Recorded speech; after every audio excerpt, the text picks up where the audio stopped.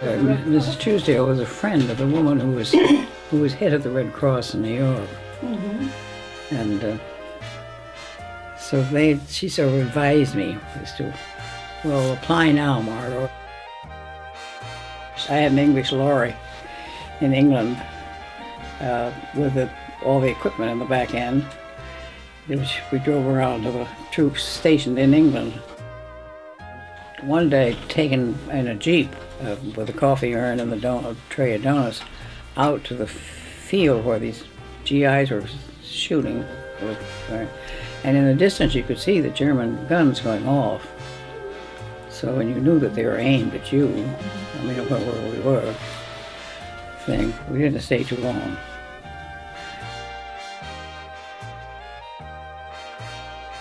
Did you have family members in the service?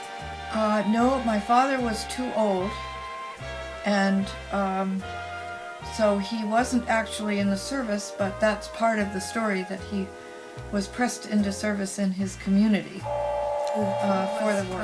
An air warden, I think you call it. So wearing his armbands and tower and spot airplanes. Oh wow! So I went with him when he did that. So we had on the wall of the tower, which was the tower at the Robinson Female Seminary, which is where I went to school later on. On the wall were charts of the enemy airplanes, what they might look like. And of course we never saw any planes at all.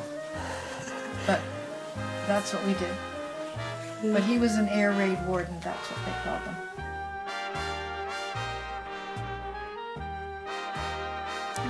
So maybe you could tell us about what the rationing was like that you lived through.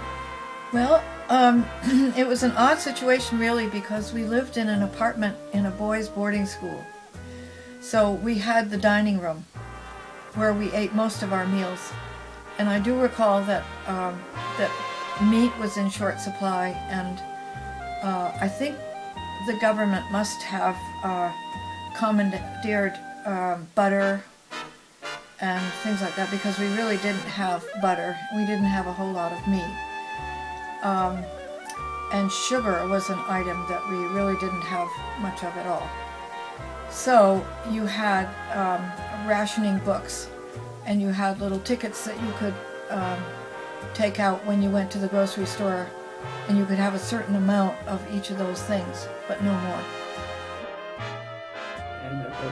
And they would come and clean out the garbage barrels from the GI's mess in the American Army thing, and the children would clean out this garbage and take it home.